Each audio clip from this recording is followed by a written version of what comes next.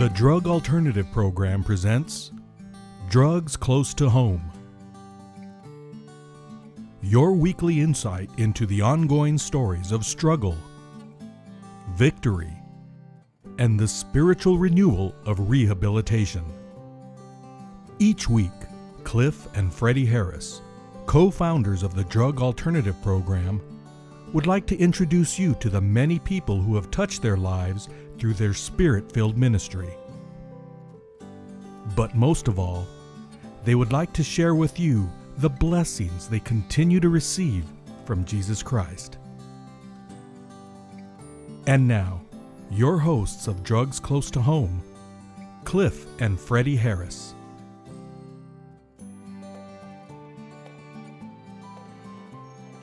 Welcome to Drugs Close to Home, a program about the destruction that drugs causes our families. And the power of Jesus Christ to heal them. We believe every life is worth saving. Freddie, that is so true, because every changed life is a miracle from God. Yes.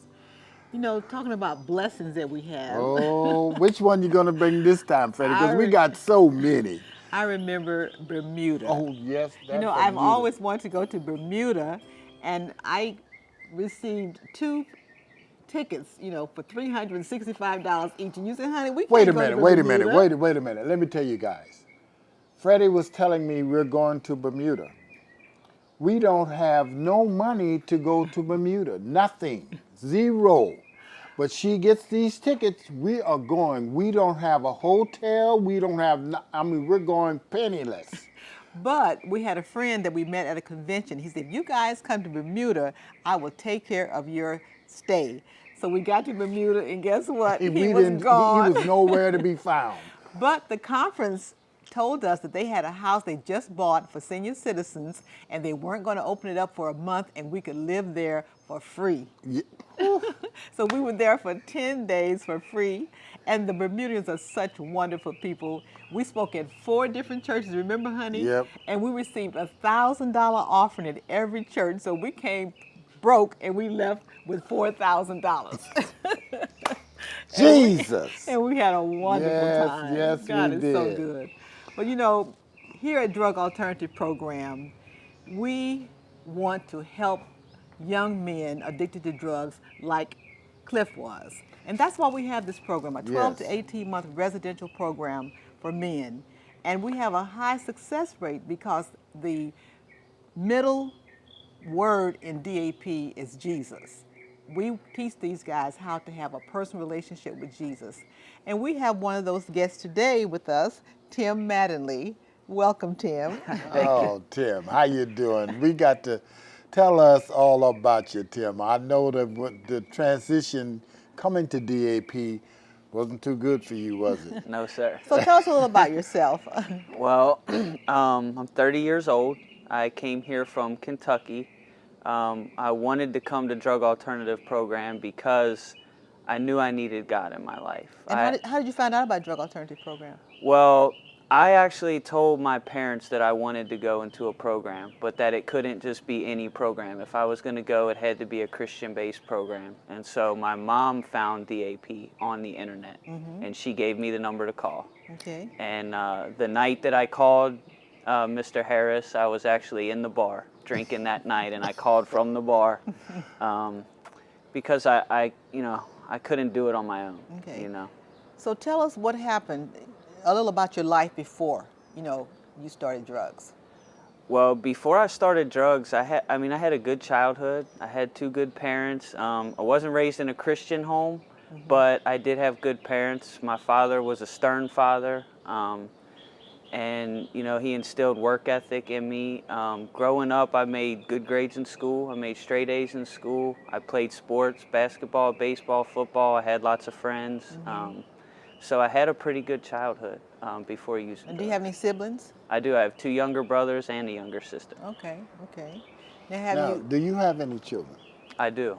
I have a 3-year-old daughter. She'll be 4 June 20th. Oh, okay. A 3-year-old daughter. Now, what's her name?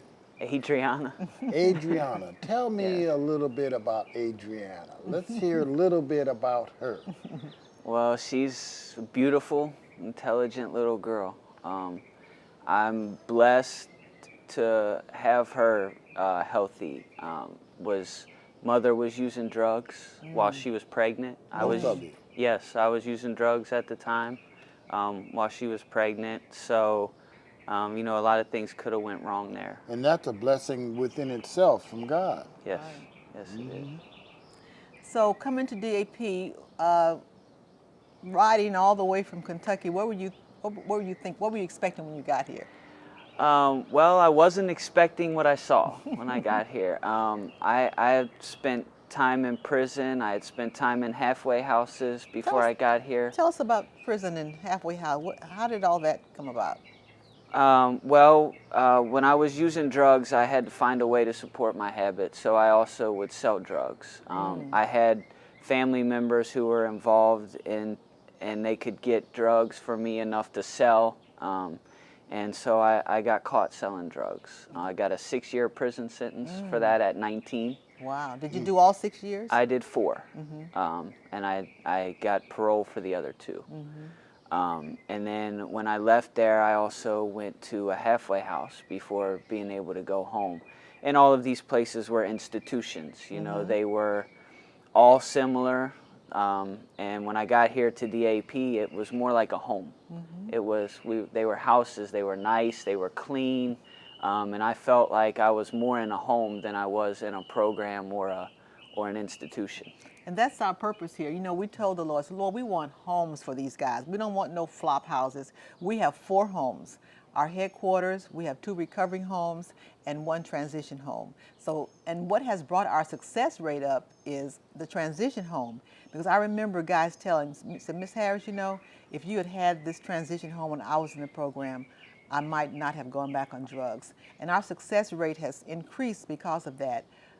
It is between 60 and 80%. And the traditional rate is like 16 to 20%. So this transition home has been a blessing.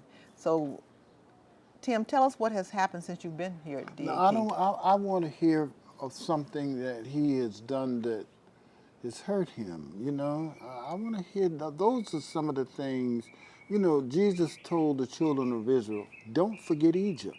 Don't forget where you were, what situation you were in.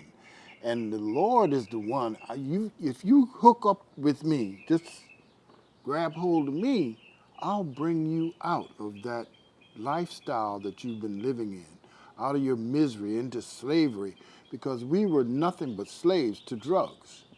So give me something that you have done that the Lord has rescued you from. Well, there are so many things that I've done, but I guess the one thing that just really, you know, the guilt that really overwhelmed me is not being there for my daughter. I was raised by my father to be a family man, provide for the family, take care of business, and I never thought that I would be one of those guys who would be considered a deadbeat dad or not there for his daughter or have a broken family. That was not going to be me, and it was, and it's hard to admit that, but it was. Drugs became so important. I can remember not long before I came here, I was sitting there and I had my daughter next to me, and I was reading. She has this little sticker book, and you put the stickers where they go in the book, and I was reading it with her, and as I was flipping through the pages, I could feel her staring at me. She wasn't looking at the book, she was looking at me, and so when I looked at her, she said, "I love you, Daddy," like that, and I remember, you know, that just melted my heart, and it wasn't 10 minutes later that my drug dealer called and I was gone. I had to go because the drug dealer called and I left. I left her with my mom and I left to go get drugs. And I remember that, and it just, you know, that's something that I have a hard time forgiving myself for. But you know what? When you say you have a hard time forgiving yourself, Jesus has forgiven you. And that's all that counts. Yes. That's all that counts, man.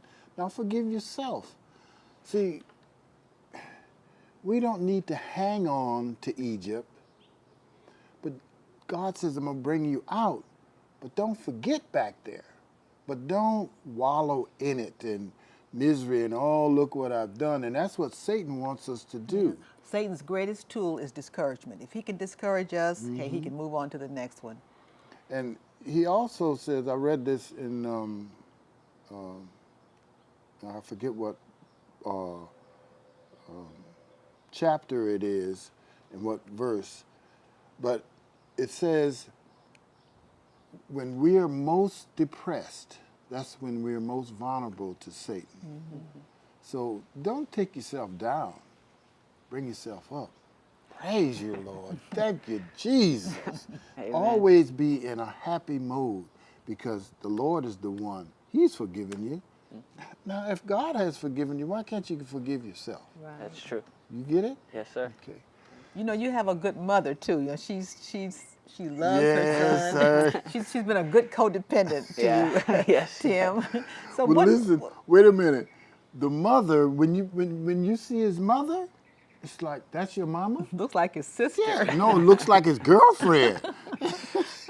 And you look just like your mother. Right, You right. know. And she's the one that really worked with us. You know, there's one thing I want to say. I know you told me the other day when she would call me and I said, well, let's do this or we should do this, because you would call your mama, Mama, I want to go home. Take me out of here. I don't want to be here. And your attitude was zero. I mean, zero. You know what I mean, Freddie? You remember that day we were working on the towel in the bathroom and you were helping me with it? I do. Oh, speaking of tile in the bathroom, we just finished doing upgrading for our 4 homes. We replaced the tile, fixed bathrooms, new Carpet carpet. That's right, new carpet. So in all the houses. right, and the guys helped us do the upgrading. Tim was Yes. helping with the bathroom. I tell you what, let's do this. Let's take a break and we'll come back and I want to talk about Mama and the telephone. And mentioning the telephone, here is the telephone, y'all. Don't forget, give us a call. We want to hear from you. You know, we want to know how, maybe what you think about our programs, and just give us a call, and maybe you want to call and just pray with us. You know, the phone number on there on the screen is my number at the bed. And you know, you might have a son or a daughter that's going through what Tim went through. You know, give us a call because we're here to help you. So we'll be right back.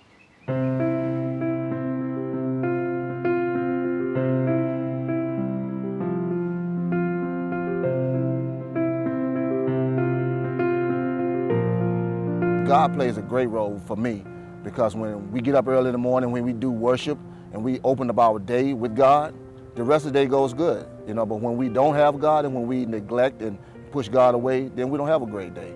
But most definitely we need God, and most definitely I need Him every day. So without God being in DAP, I don't even know would it be a DAP, because God is the most important component of DAP. I live in a home and love is pouring out right where I'm at. And it makes me feel more blessed every day that the care is there for me, which it wasn't like that before. When I first came to DAP, I was surprised about the place that we were going to stay in. It was, I did not expect the place that it was like a house setting. I did not expect the furniture, the TV, the dining room. I thought it would be more like a clinical setting, like a bed, you know, a place to, like a convalescent place or something like that. I did not expect the house, like a neighborhood setting. What I look forward to the most is most definitely always going to be seeing lives change, because that's the reason I'm here, you know, and that's the reason I want to stay here and do what I do, because I get enjoyment out of it when I see people's lives are changed, you know, because that's what it's all about. As Miss Harris always say, you know, God got us together to do service, to do His work. We are His hands, we are His eyes, we are His mouth. So, and I get enjoyment out of that, is to give back, to see someone else's life change just like mine was. For all the different things that I would like to share that I see the donors doing, and I've been involved with DAP for 15 years, and I've seen a lot that the donors have contributed to many lives, allowing men to get their relationships back with their families, by them donating to DAP, they allow us to grow spiritually, physically, mentally, with the counselors who are able to come because they can afford to have good counselors because of the donations. The equipment that we have that we're able to get out and work and to help pay for the stay here in DAP.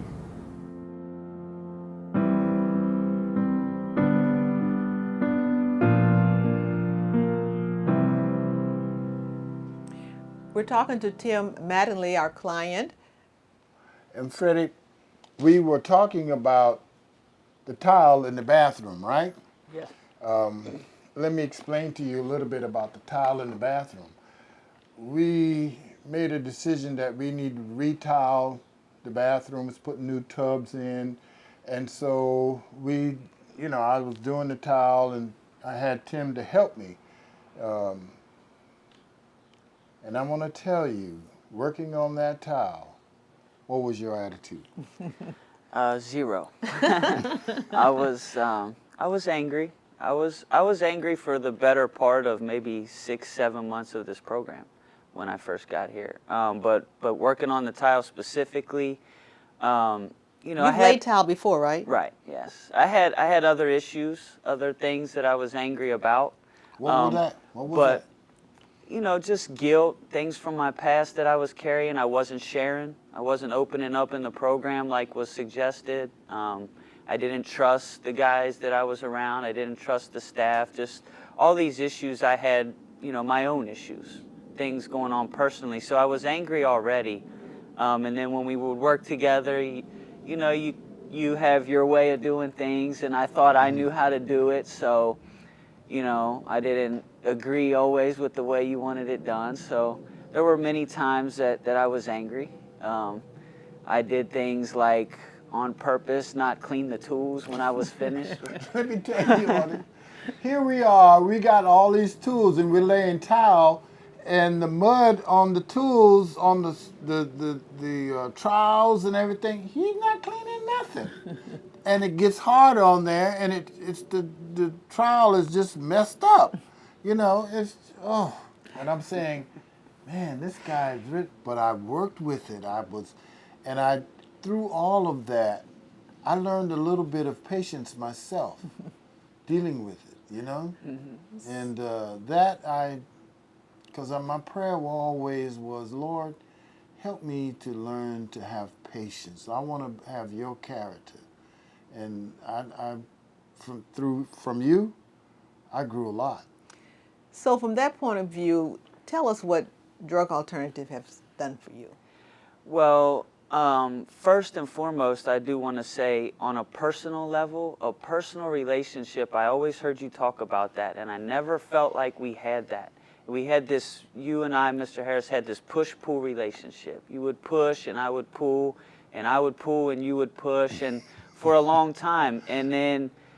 But now I feel like I'm closer to you than I ever would have been had we not had that relationship. Your patience with me and, sticking with me and working through these things with me.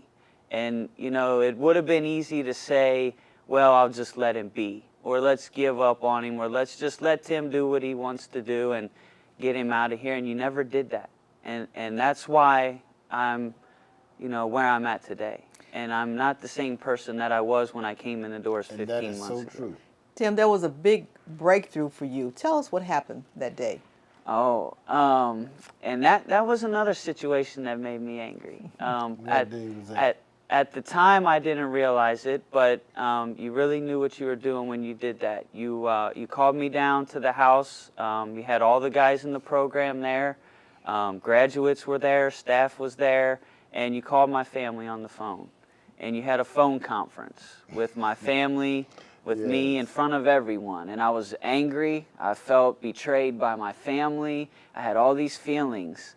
And I really believed that you were out to get me at that point. I didn't see the, see the silver lining there. And you had that phone conference. My family opened up about some of the things that I had done to them that I hadn't told anyone in the group. And you know, it's just something happened with that phone conference after I left there. You know, there was nothing left to hide.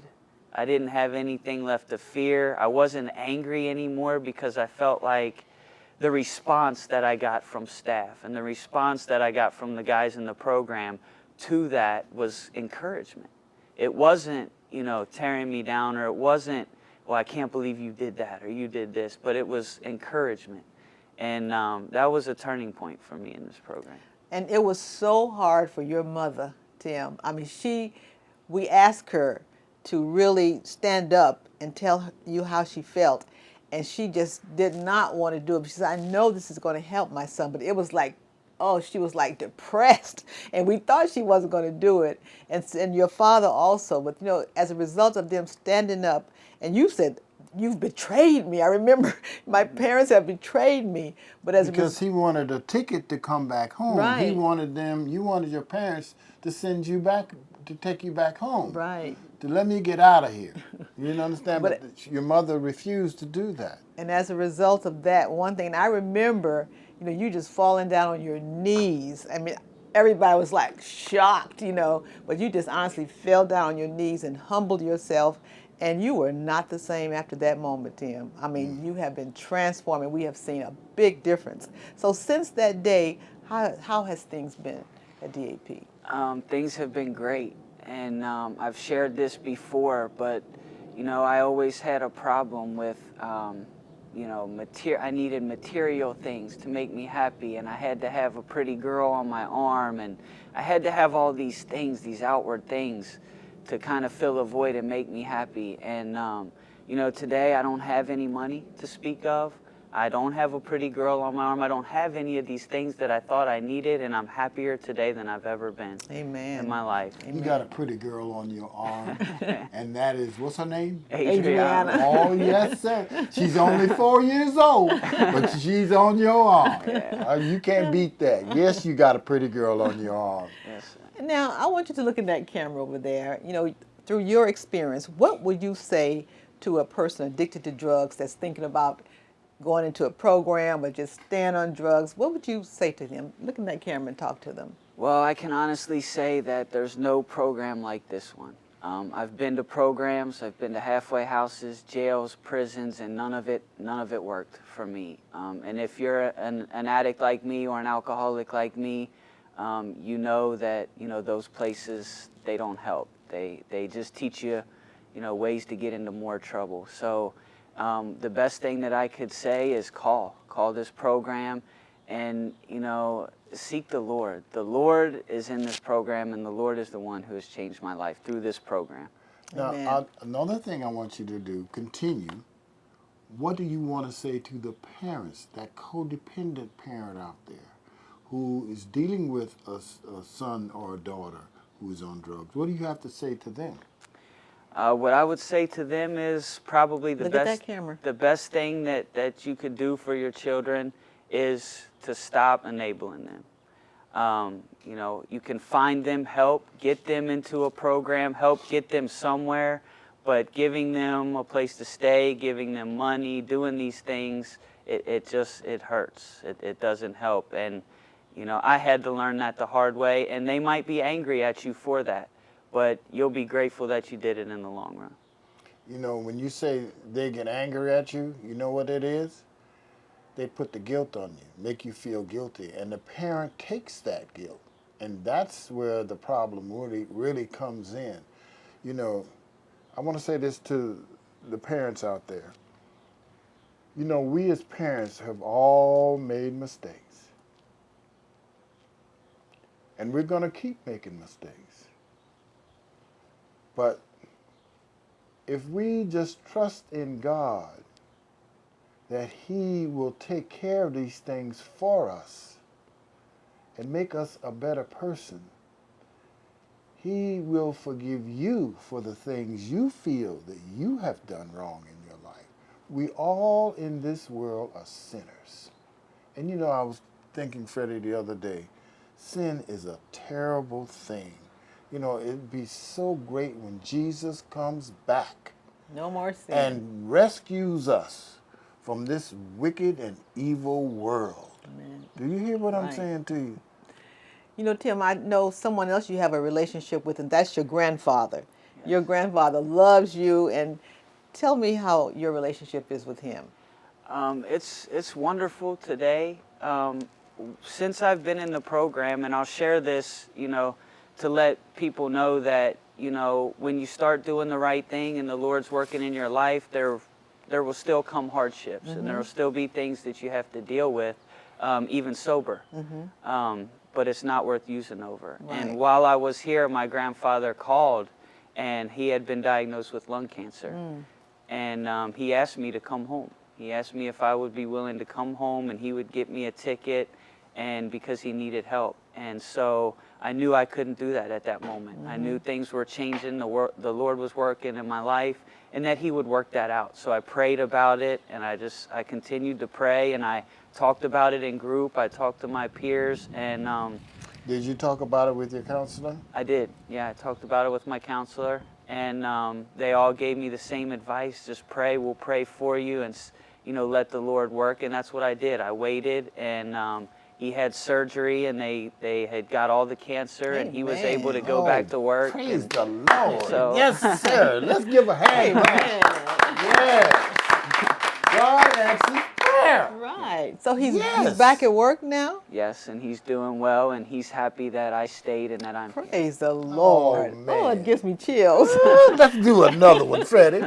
It shows you when you put God first in your life, because I know how much you love your grandfather and you like to be there for him, but you put God first and him second, and he worked a miracle for you. Yes, he did. Praise the Lord. God is so good, honey. Tim, I'm so proud of you.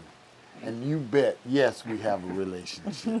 And it's genuine. You Right. hear what I'm saying? Right. Yes, it is. I love you, son. I love you too. Love you, yes, I do. And when we get off this, we're going to get hugged again, okay? All right, listen. Thank you for doing this. Thank you. You're My going to be pleasure. okay. The telephone. We want to hear from you with the telephone. You all think that this here, you don't know the changes I went to find this phone. And it works. And it works. I had to go way to Mentone to find this phone at an antique store. So we want to hear from you, and just, if you don't want to have a problem, pray for us. Right. We need your prayers for young men like Tim. And there are more young men in this program. We want to help and to give them an opportunity to be saved from this wicked and evil world. We thank you so much for being with us, and remember one thing, we love you. And Jesus loves you more and more. More and more, Freddie. Okay. We'll see you next time.